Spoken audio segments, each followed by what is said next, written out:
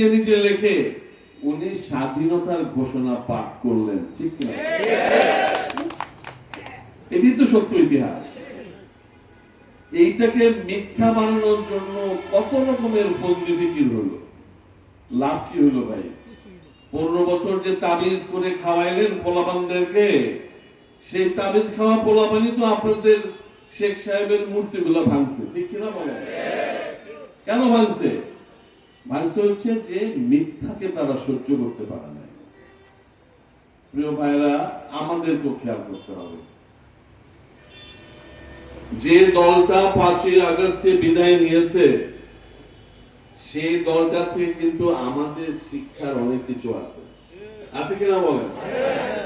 আছে। 5ই আগস্ট আবার আসতে পারে না? কি করলে আসতে পারে ভাইরা আমার? বলেন বলেন, কি করলে? আপনারা হলেন তৃণমূলের নেতা, দুর্নীতি করলে আসতে পারে? আসতে পারে?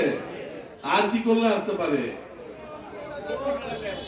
নেতা হিসাবে এলাকায় নির্যাতন করলে আসতে পারে? আসতে পারে?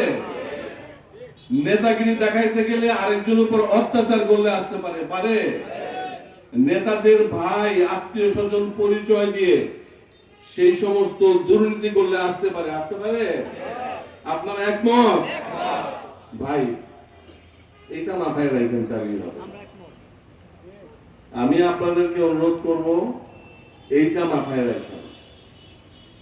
আমাকে আপনারা সবাই মিলে, ত্রিশালের সাধারণ মানুষ সহ আপনারা সবাই মিলে মনে করছেন যে জাতীয় সংসদে এরকম একটা মানুষ যাওয়া উচিত। আপনারা সিদ্ধান্ত নিয়ে আপনারা ভোটাধিকার প্রয়োগ করেছেন একদম স্বচ্ছ একটা নির্বাচনে। দেখেন ভাইরা, 2006 নির্বাচন হওয়ার কথা ছিল, হয়নি, তখন তো মনোনয়ন পাইছিলাম। জানি না নির্বাচন হইলে এত স্বচ্ছ হইতো কিনা। 2008 নির্বাচনে তো কি হইলো জানেন তো, 30টা সিট দিল বিএনপি। 14তে ইলেকশন হইল না, মানে আমরা গেলাম না। 18তে গেলাম, দিনের ভোট রাত্রে হলো। 24-এ তো দামি ইলেকশন। আল্লাহ তাআলার ইচ্ছা যে বিএনপি এমপি হবে স্বচ্ছ এমপি। দেখেন, 30 সাল থেকে একটা স্বচ্ছ নির্বাচন এমপি। আগের কোন নির্বাচনে আমি এমপি হিসেবে হইতে পারি নাই। একদম স্বচ্ছ পরিষ্কার নির্বাচনে সাধারণ মানুষের রায় নিয়ে আপনাদের নেতা কিন্তু এমপি হয়েছে। তো ভাই, আমার এটা তো খেয়াল রাখতে হবে।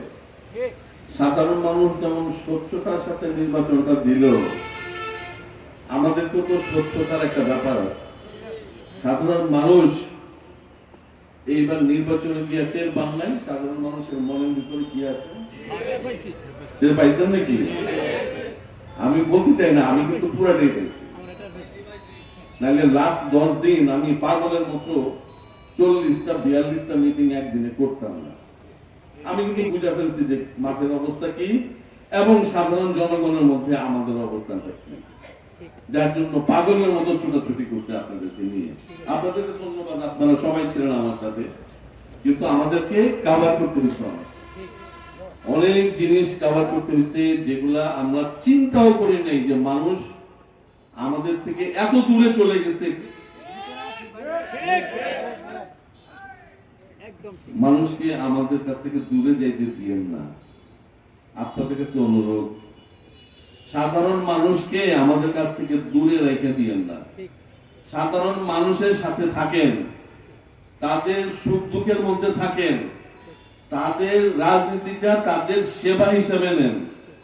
একটা রাজনৈতিক নেতা যখন সেবক হয়ে যাবে, জনগণের সেবক হিসাবে কাজ করবে, জনগণের বন্ধু হিসাবে কাজ করবে, ওই দল এবং ওই নেতা সারা জীবন নেতাগিরি করতে পারবে, কিন্তু এটা যখন ব্যতিক্রম হবে তখন 5ই আগস্ট হামাগুড়ি দিয়ে আস্তে আস্তে আসতে শুরু করবে। কিন্তু এটাও মনে রাখবেন। আমি সেই জন্য বারবার আমার বক্তৃতায় বলার চেষ্টা করি, সেটা হলো আমি সহ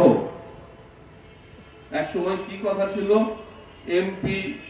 এমপির ছেলে, এমপির বউ সহ কমিশন বাণিজ্যের মধ্যে ঢুকে গেছে, ঠিক না? আমি পরিষ্কার করে দিচ্ছি আপনাদের কাছে, আমার পরিবারের কারোর সম্বন্ধে বিন্দু মাত্র যদি আপনাদের কানে কোনো কিছু যায় তাৎক্ষণিক ভাবে আমাকে জানাবেন, আমি আপনাদের কাছে অনুরোধ করে রাখলাম। এইটা এখানে এই এমপি দিয়ে এগুলো হবে না, কিন্তু সুতরাং আপনারা সবাই আগামী দিনের স্বচ্ছতা, হ্যাঁ আমাদের নেতা কর্মীদেরকে নিয়ে আমাদের চলতে গেলে আমাদের অনেক চিন্তা ভাবনা করতে হবে, তাদের জন্য আমাদের অনেক কিছু করার আছে, কিন্তু সেটা দুর্নীতির মাধ্যমে না, ঠিক না? টাকার বিনিময়ে চাকরির যে কর্মসূচি, এইটা এই আমলে চলবে না। চাকরি নিতে টাকা লাগবে না, আপনাদেরকে স্বচ্ছতার সাথে দিতে হবে মানুষজন। আমি বিগত আমলে 2001 থেকে 2006 পর্যন্ত অনেকগুলো চাকরি দিই, পুলিশ থেকে শুরু করে অনেক জায়গায়, কিন্তু আমাকে কিন্তু সবাই একটা কথাই বলছে যে ওনাদের কোনো টাকা লাগে না চাকরি। তো এখন আমার অনুরোধ থাকবে, আমরা যে স্তরের নেতাই থাকি না কেন, সবাই মিলে জনগণের সাথে আমাদের সম্পর্ক যেন ঠিক রাখি। আমি আপনাদেরকে বলতে চাচ্ছি, আগামী ইনশাআল্লাহ সংসদ অধিবেশন আবার 29 তারিখে শুরু হচ্ছে, 30 এপ্রিল পর্যন্ত। এর মধ্যে শুক্র শনি 2 দিন বন্ধ থাকার সম্ভাবনা সবচেয়ে বেশি থাকে। এই আগামী শুক্র শনি সহ আগামী দিনের টার্গেট করে আমি আবার আপনাদের সব ইউনিয়নে সাধারণ মানুষের সাথে গিয়ে দেখা করব। আপনারা থাকার দরকার নাই, আমি একাই যাব। আমি নিজে যেভাবে শুরু করছিলাম আমি সেইভাবে যাব এবং বিভিন্ন ইউনিয়নে বসবো, আমার সাধারণ মানুষের সাথে দেখা করে কথা বলবো, তাদের সুখ দুঃখ থেকে শুরু করে তাদের কাছে কোনো কথা কমপ্লেন আকারে শুনলে কিন্তু মন খারাপ লাগবে, ঠিক না? কেউ যদি বলে যে আপনার ওই নেতাটা এই কাজ করছে, ঠিক না? তো আমি আশা করবো ইনশাল্লাহ সবাই আপনাদেরকে ভালো বলবে, আপনারা ইনশাল্লাহ সবার সাথে সেবামূলক ভাব নিয়ে থাকবেন, এবং আমরা যখন মিশবো তাদের সাথে তারা বুঝবে যে এই দলটা বিএনপি, তাদের নেতা বর্তমান প্রধানমন্ত্রী জনাব তারেক রহমান যেভাবে একটার পর একটা তার ব্যবহার, আচার ব্যবহার, তার চলাফেরা সবকিছু মিলে, কাজ প্রতিশ্রুতি রক্ষা করা সবকিছু মিলিয়ে উনি যেভাবে আমাদের এই দেশে প্রধানমন্ত্রিত্ব শুরু করছেন, সেটার ধারাবাহিকতায় যেন আমরা তৃণমূল পর্যায়ে বজায় রাখতে পারি। সুতরাং এই জিনিসটা কিন্তু আমাদের মধ্যে আসতে হবে।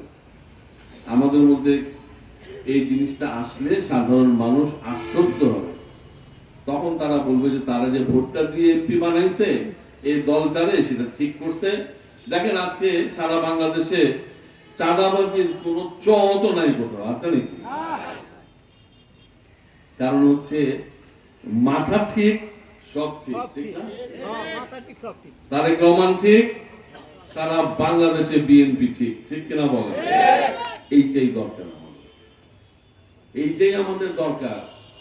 আমরা এইভাবেই দেশকে পরিচালনা করতে চাই এবং এই ত্রিশালও এই দেশের অংশ হিসাবে ঠিক এইভাবে আমরা আগায় নিতে চাই।